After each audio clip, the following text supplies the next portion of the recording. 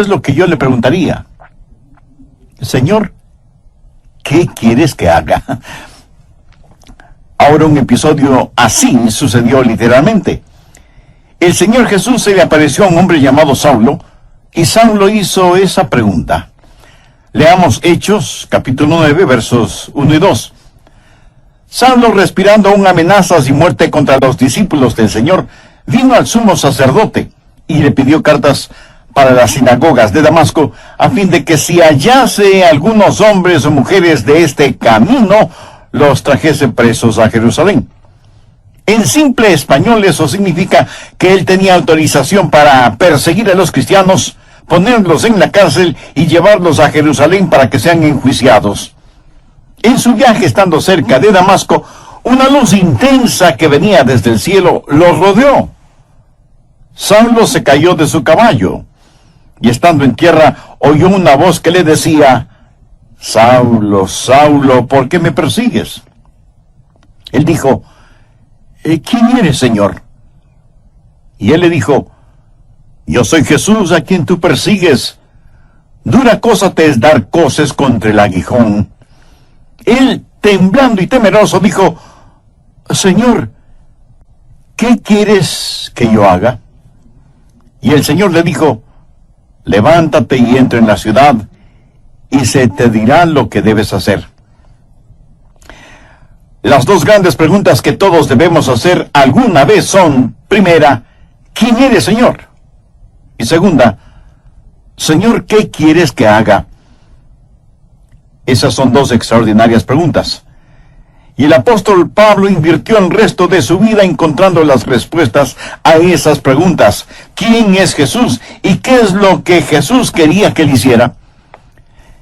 Leí acerca de un joven marinero que hizo su primer viaje a bordo de un destructor, cruzando el océano. El entrenamiento de este joven marinero era impecable, por lo que le asignaron la tarea de sacar ese buque de guerra del muelle y llevarlo de regreso a los Estados Unidos. Era la primera vez que le habían asignado un trabajo tan importante y él quería hacerlo bien. Era un joven marinero muy inteligente, así que en un momento la cubierta del buque se llenó de actividad. El joven da órdenes por aquí y órdenes por allá, y todo se movía con la precisión de un reloj suizo. Y a pesar de lo difícil que es la maniobra de sacar del muelle un buque tan grande, lo hicieron muy bien y en un tiempo récord. De pronto le dijeron al joven marinero que tenía un mensaje del capitán. Y le pareció extraño, porque era un mensaje impreso. Pero lo leyó, y esto es lo que decía el mensaje: joven, ha realizado un excelente trabajo. Lo ha hecho velozmente, todo de acuerdo a las normas y reglamentos. Pero hay una regla no escrita que no tomó en cuenta. La próxima vez que saque un buque del muelle, asegúrese de que el capitán está a bordo. Este joven marinero hizo todo muy bien, pero dejó al capitán en tierra. Quiero decirle, mi amigo, que no importa cuán inteligentes sean sus planes o cuán capaz sea usted, antes de navegar hacia algún lado, asegúrese de que el capitán esté a bordo. Asegúrese de saber cuál es la voluntad de Dios. Ahora, ¿cómo saber la voluntad de Dios? Busque Jeremías 10, verso 23. Ni del hombre que camina es el ordenar sus pasos. De la vida de Saulo, quien más tarde fue el apóstol Pablo, podemos aprender por lo menos tres cosas, y oro que el Espíritu Santo de Dios las grabe en su corazón. Primero, una guía es prometida. ¿Y qué bendición es esta? Dios ha prometido guiar. Mire Hechos 9, la parte final del verso 6. Y el Señor le dijo: levántate y entra en la ciudad, y se te dirá lo que debes hacer. No creo que Jesús pudo haberle dado una mejor promesa que esta. Y usted dirá: pastor, eso es lo que el Señor le dijo a Saulo, pero no me lo ha dicho a mí. Déjeme darle algunos versículos. Efesios 2:10. Porque somos hechura suya, creados en Cristo Jesús para buenas obras, las cuales Dios preparó de antemano para que anduviésemos en ellas. ¿Qué es lo que esto significa? Que Dios tiene un plan para su vida. Salmo 37:23. Por Jehová son ordenados los pasos del hombre, y él aprueba su camino. Salmo 32:8.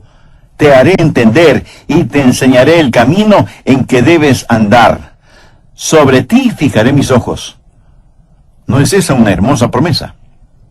Y ahora Isaías 58:11.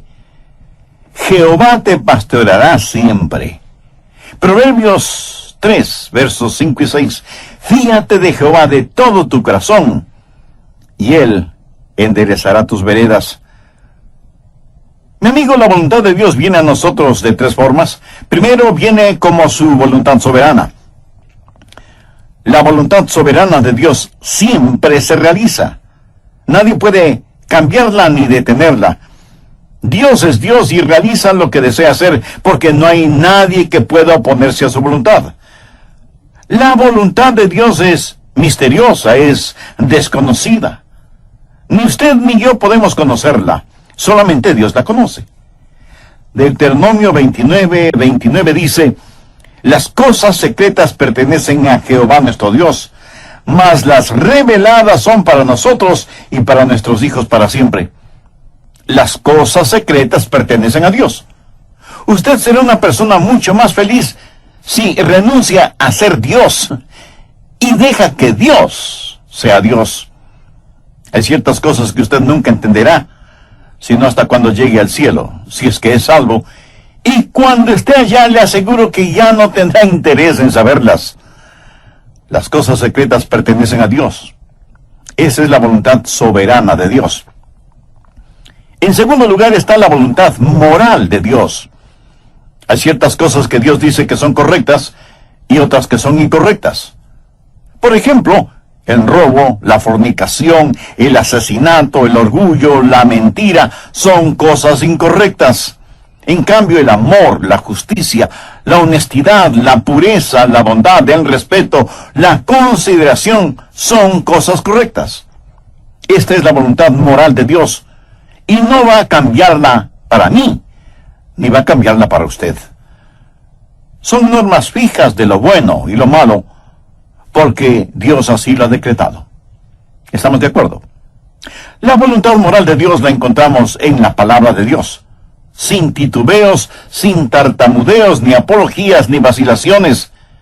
Dios dice, esto es bueno o esto es malo. Es la voluntad moral de Dios y no la va a cambiar absolutamente por nadie. En tercer lugar, está la voluntad particular de Dios.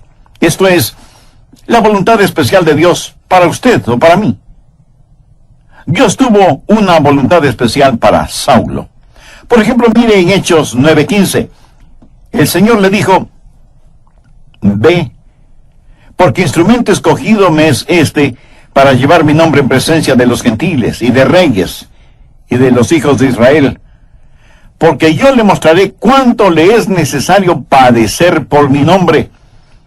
Dios tuvo un plan muy especial para este hombre. Pablo sería un apóstol a los gentiles. Era un vaso escogido. Verá, eso es muy importante para mí. Dios lo escogió en forma muy particular para que sea un vaso especial. Y Dios tiene una voluntad especial para cada uno de nosotros. Por ejemplo, fue la voluntad soberana de Dios que un hombre llamado Adrian Rogers sea parte de los elegidos de Dios. ¡Aleluya! Yo francamente no lo entiendo, pero me regocijo. Es la voluntad soberana de Dios. En forma soberana, Dios derramó su amor sobre mí y me salvó, y agradezco a Dios por eso. Y luego fue la voluntad moral de Dios que yo me casara con una cristiana. La Biblia dice que no debemos unirnos en yugo desigual con los incrédulos. Por lo tanto, sé que Dios tiene una voluntad moral para que, si me case con una creyente en el Señor Jesucristo. Y para mí, Dios tuvo una voluntad particular. Y su nombre es Joyce. ¿Lo ve? La voluntad soberana de Dios trabajó en mi vida. La voluntad moral de Dios estuvo en mi esposa. Sabía que quería casarme con una muchacha cristiana. Y cuando iba a dejar a casa a Joyce después de haber estado en la iglesia o después de algún juego de fútbol en la universidad, al regresar a mi casa oraba: oh Dios, quisiera casarme con Joyce. Y creo con todo mi corazón que Dios contestó mi oración porque estaba dentro de su voluntad. Y Dios me dio esa maravillosa y especial mujer para que sea mi esposa.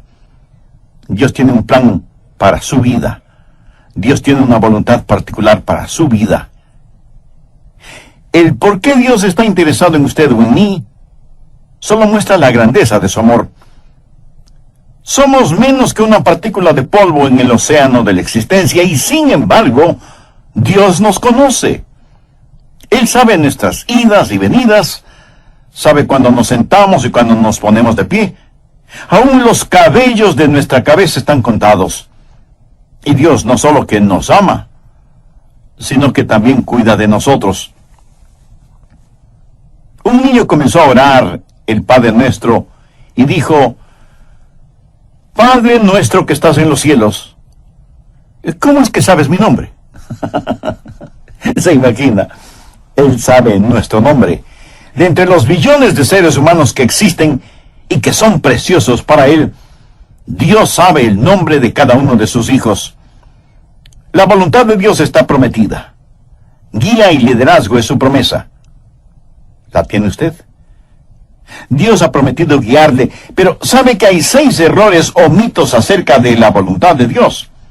Espero y oro que podamos desterrarlos de nuestras mentes para siempre. Son mitos que necesitan ser destruidos. Primero, que Dios le dará un mapa para su vida. Y eso no es cierto. No lo hará. No se lo dio al apóstol Pablo entonces y no se lo dará a usted ahora. La voluntad de Dios para usted no es un mapa. Es una relación. Cuando Él guió al pueblo de Israel por el desierto, ¿cómo lo guió? ¿Le dio algún mapa? No. Pero les dio las columnas de fuego y nubes para que las siguieran y para que el pueblo se mantuviera relacionado con Él. A muchos nos gustaría tener un mapa y decir: vamos a ir a este lugar y luego iremos a este otro lugar y más tarde aquí y más tarde allá. Pero Dios es el que quiere hacer eso y me alegro de que sea así, aún para mantener la parte romántica del asunto. De otra manera, todo carecería de emoción y hasta de sentido de reverencia y temor, si supiéramos lo que mañana tiene para nosotros.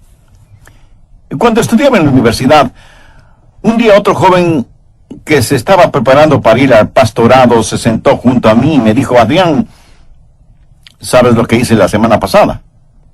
Le dije que no lo sabía. Y él prosiguió: estuve en Memphis, en Tennessee, y fui a ver al Dr. Lee.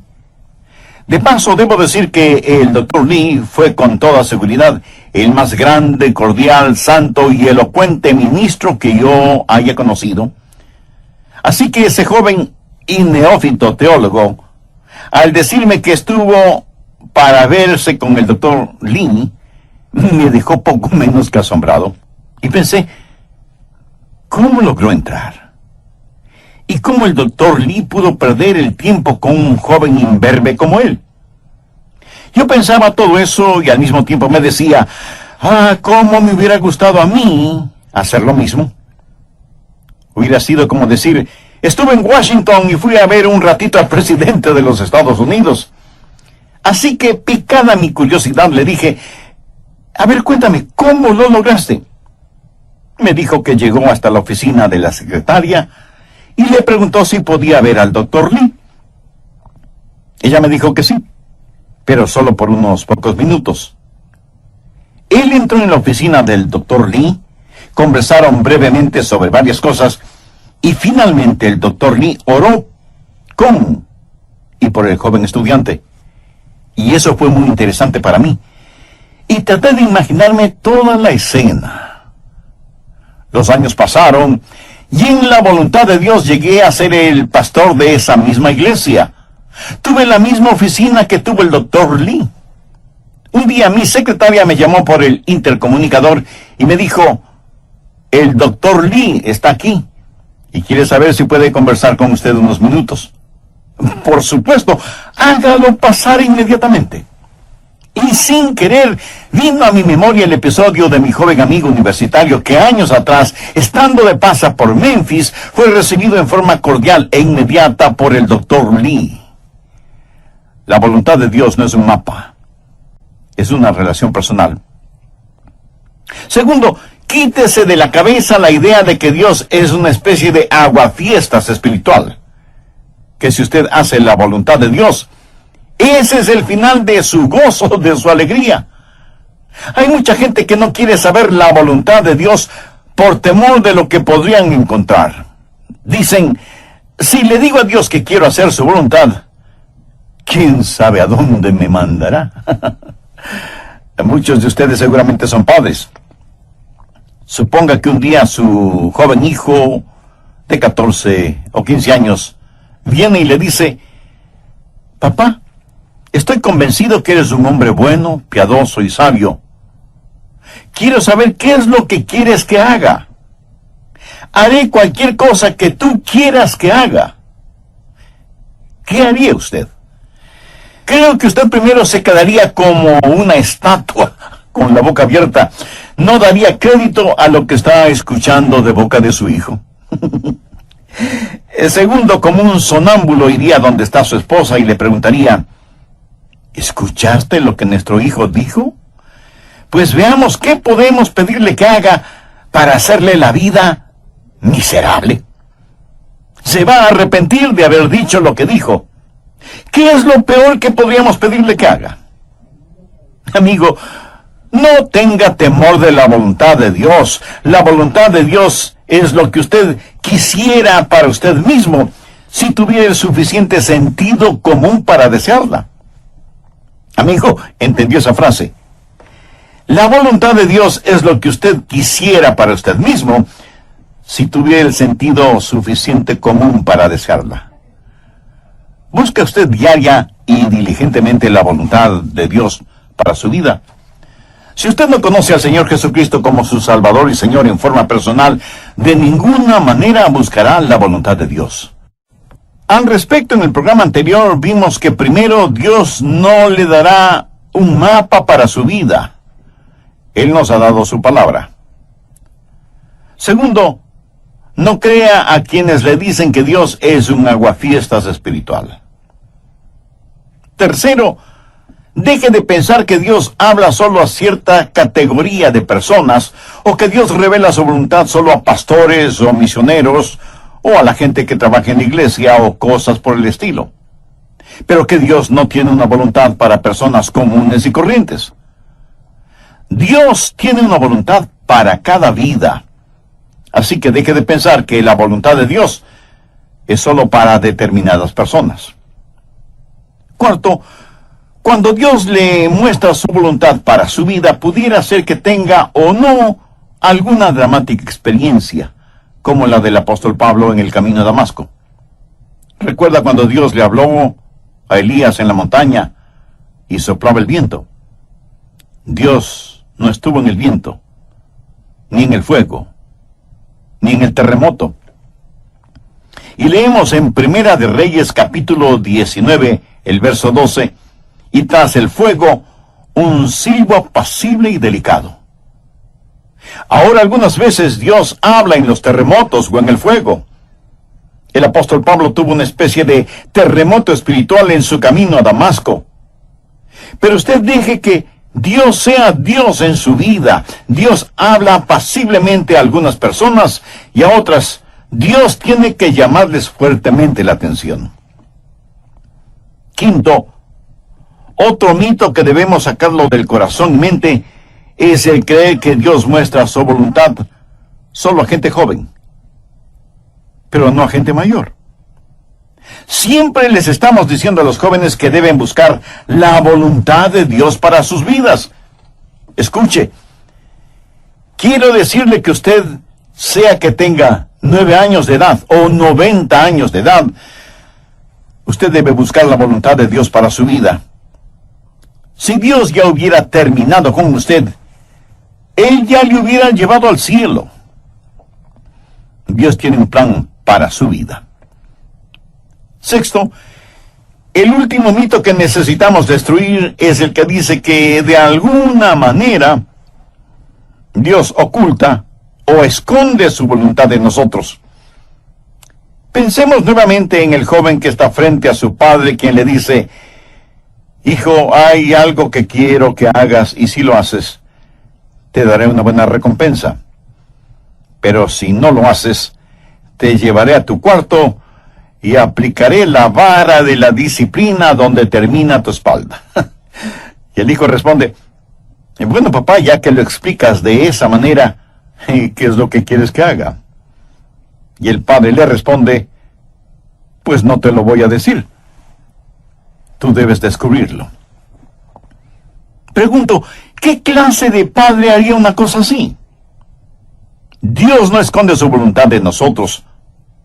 Todos los versículos que hemos visto dicen que Dios quiere revelar su voluntad, que Dios quiere mostrarnos su voluntad. La voluntad de Dios no es una especie de tesoro de piratas, escondido quién sabe dónde. Segundo, la guía es provisional. Hay ciertas provisiones que están en juego antes de que usted conozca la guía de Dios. Por ejemplo, en primer lugar, debe haber disponibilidad. Miremos nuevamente Hechos 9:6. Él, temblando y temeroso, dijo: Señor, ¿qué quieres que yo haga? Ahora, eso presupone que él quiere hacer lo que Dios quiere que haga. Mucha gente quiere hacer su propia voluntad, pero que Dios ponga su sello de aprobación. Son como las personas que buscan un arquitecto porque quieren construir sus casas, pero en realidad lo que quieren es que el arquitecto interprete y diseñe lo que ellos tienen en mente. Y eso está bien cuando se trata de construir una casa, pero no está bien cuando se trata de construir una vida. La pregunta de Pablo fue: Señor, ¿qué quieres que yo haga? Eso quiere decir: Señor, tú estás en control, no yo. ¿Sabe lo que es la humildad? Humildad significa que se le puede enseñar. ¿A cuántos de ustedes se les podría enseñar hoy? El Salmo 25:9 dice: encaminará a los humildes por el juicio y enseñará a los mansos su carrera. ¿Es usted humilde? ¿Manso? Si no lo es, usted no estará disponible. Si no lo es, no conocerá la voluntad de Dios. Pero no solo debe haber disponibilidad y mansedumbre, sino también, y en tercer lugar, debe haber apertura. Apertura. Pablo buscó la voluntad de Dios inmediatamente, y él oró y dijo: Señor, muéstrame tu voluntad. ¿Ha estado usted abierto a la voluntad de Dios? Y no es cuestión de simplemente decir: si Dios quiere mostrarme su voluntad, lo hará. ¿Ha orado usted en forma honesta y sincera diciendo: Señor, yo quiero conocer tu voluntad? ¿Se reporta usted para servicio diario delante de Él? Después de conocer al Señor Jesús, usted va a ser como Pablo y decir: Señor, ¿qué quieres que yo haga? Y aún hay otra provisión. Hechos 9, versos 8 y 9. Entonces Saulo se levantó de tierra, y abriendo los ojos no veía a nadie. Así que, llevándole por la mano, le metieron en Damasco, donde estuvo 3 días sin ver, y no comió ni bebió. ¿Puede imaginarse eso? Aquí está este hombre que capturaba y encarcelaba a muchos, y ahora ciego, es tomado de la mano para ser guiado. Ahora es un hombre dócil, se ha rendido, ha cedido ante la presencia de Cristo. La Biblia dice que debemos presentar nuestros cuerpos como sacrificio vivo. ¿Puede usted decir que así lo hace diariamente? Señor, tu voluntad, sin vacilaciones, sin reservas, donde quiera, a cualquier hora, cueste lo que cueste. ¿Se atrevería usted a decirlo? ¿Se ha rendido completamente a la voluntad de Dios? Decimos, Señor, yo quiero conocer tu voluntad. ¿Está listo para hacerla si Dios le mostrara su voluntad? Tercero, es una guía práctica. Dios nos ha dado formas muy prácticas para que podamos conocer su voluntad, y están aquí en su palabra. Una de las formas de conocer la voluntad de Dios es por medio de los milagros. Miren lo que le sucedió a Saulo. Estando en el camino rumbo a Damasco, cuando repentinamente le rodeó un resplandor de luz del cielo, y cayendo en tierra, oyó una voz que le decía, Saulo, Saulo, ¿por qué me persigues? Dios puede hablarle a usted por medio de visiones, o por medio de sueños, o por medio de una voz audible. Dios puede hablarle y guiarle por medio de un milagro. Y me apresuro en decir que normalmente Él no nos guía con milagros, pero de vez en cuando lo hace. Ahora, toda vez que tenemos la Biblia completa, esa clase de milagros no son necesarios en la actualidad, y no es la forma normal de Dios para guiarnos.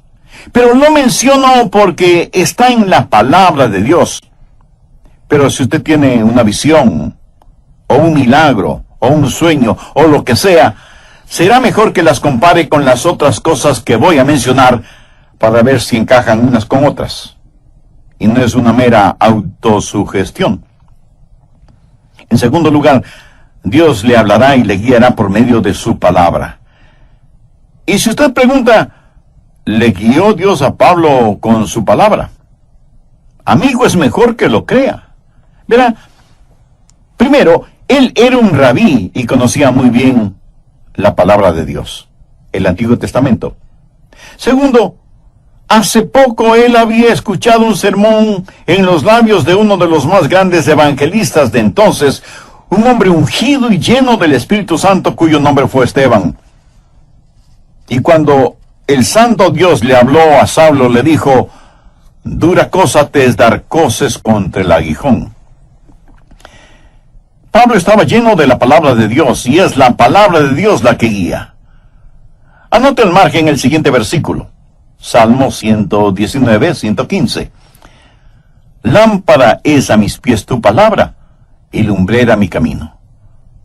Mucho de la voluntad de Dios para su vida se encuentra en la Biblia, mi estimado amigo. Por ejemplo, la voluntad de Dios es que usted no se case con una persona no creyente. Así lo dice su palabra. Si usted está saliendo seriamente con una persona que no es salva, entonces, ¿por qué lo hace si sabe que no puede casarse con esa persona? Muchas veces usted conoce la voluntad de Dios al leer la Biblia y dice, bueno, Dios me está guiando a que me divorcie de mi cónyuge y me case con otra persona. Mi amigo, esa es una ignominiosa mentira. Es una mentira atrevida, a la cual Dios le concederá algo que está en contra de lo que Él mismo ha establecido en su palabra. Piénselo. En tercer lugar, Dios le guiará por medio de su gente, los hijos de Dios. Veamos Hechos 9, los versos del 10 al 13. Había entonces en Damasco un discípulo llamado Ananías, a quien el Señor dijo en visión, Ananías. Y él respondió, heme aquí, Señor. Y el Señor le dijo, levántate, y ve a la calle que se llama Derecha, y busca en casa de Judas a uno llamado Saulo, de Tarso, porque he aquí, él ora, y ha visto en visión a un varón llamado Ananías, que entra y le pone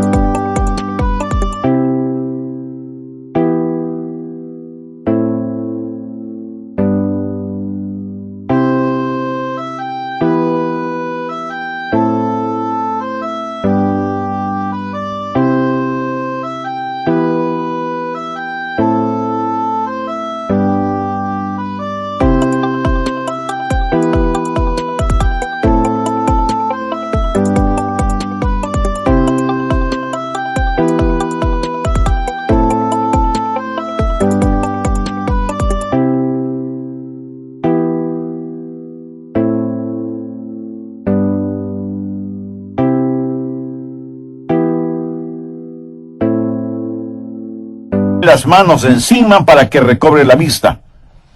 Entonces Ananías respondió: Señor, he oído de muchos acerca de este hombre. ¿Cuántos males ha hecho a tus santos en Jerusalén?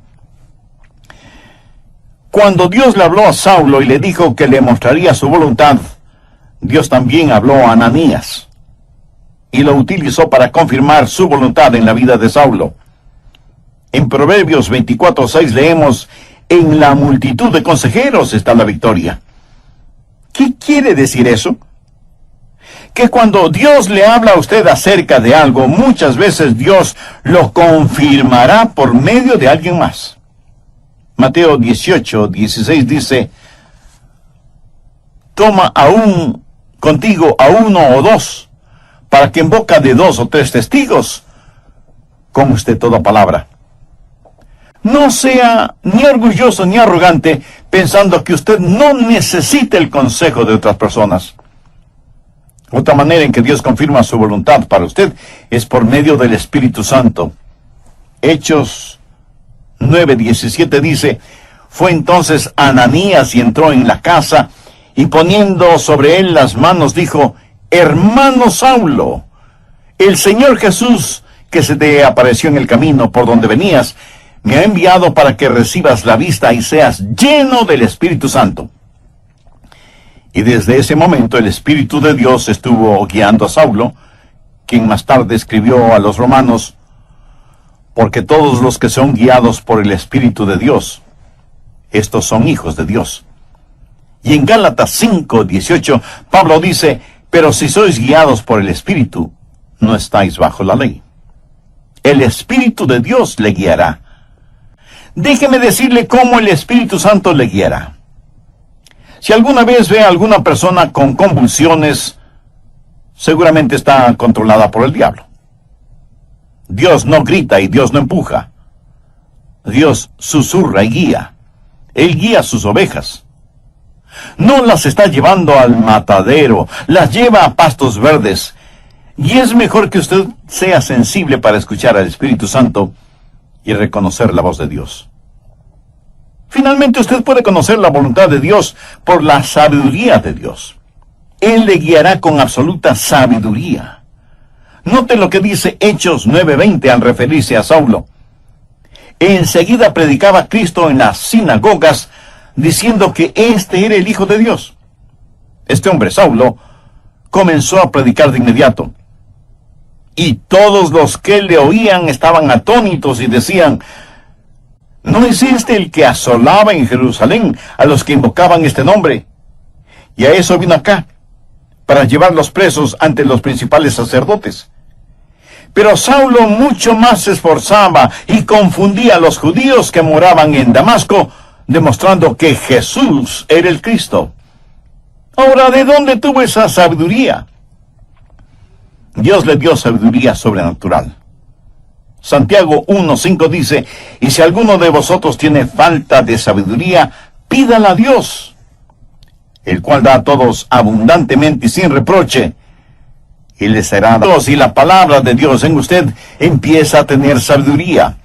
El conocimiento viene cuando observamos las cosas a nuestro alrededor. La sabiduría viene cuando miramos hacia arriba, a Dios.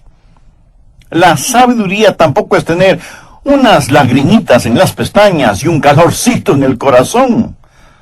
Sabiduría es tener una mente fija en Dios, llena de la palabra de Dios y guiada por el Espíritu Santo de Dios. ¿Qué es lo que dice Santiago? Que si pedimos a Dios que nos dé sabiduría, Él nos la dará y seremos guiados por la providencia de Dios. En el capítulo 9 de los Hechos, encontramos que ciertas personas decidieron que Saulo les era una verdadera molestia y que debían destruirlo. Pero el complot llegó a oídos de Saulo y los discípulos le ayudaron a escapar, bajándole por el muro en una canasta. ¿Se acuerda de ese relato? Pero, ¿cómo supo él que querían matarle? Bien, en la providencia de Dios, esas acechanzas llegaron al conocimiento de Saulo y pudo escapar. La providencia de Dios. Dios abre puertas y Dios cierra puertas. Y lo que usted podría considerar casualidad es el plan de Dios y la forma en que Dios nos guía en este mundo. Y muchas veces no lo vemos como la providencia de Dios, sino hasta muchos años después. Amigo, no tenga temor de la voluntad de Dios. La voluntad de Dios no lo llevará donde el poder de Dios no pueda sustentarlo. Y la voluntad de Dios es absolutamente lo mejor para usted, para su cónyuge, para sus hijos. Ahora escúcheme muy atentamente. La forma de conocer la voluntad de Dios para el resto de su vida es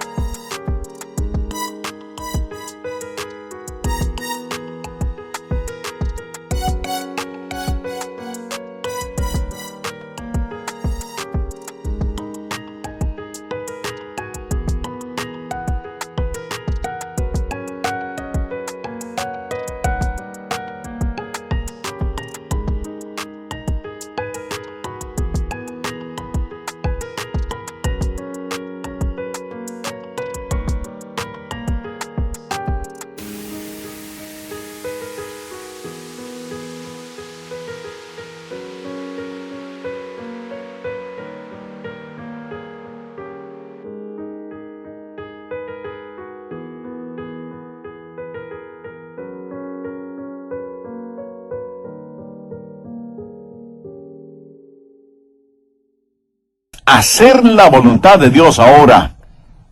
Es muy difícil el pilotear un barco que no se mueve. Verá, la forma de entender la parte de la Biblia que no entiende es obedeciendo lo que sí entiende. La manera de saber acerca del futuro es obedeciendo a Dios ahora en el presente. Y si usted tiene interés en poseer la voluntad de Dios para su vida, le diré lo que el apóstol Pablo dijo hace ya tantos siglos. Señor, ¿quién eres? Señor, ¿qué quieres que yo haga? ¿Quién es el Señor? Es el Hijo de Dios que murió por sus pecados y quiere que usted lo reciba ahora mismo en su corazón como su Salvador y su Señor. Y le prometo, basado en la autoridad de la palabra de Dios, que si usted entrega a Jesús su corazón, Él le perdonará sus pecados,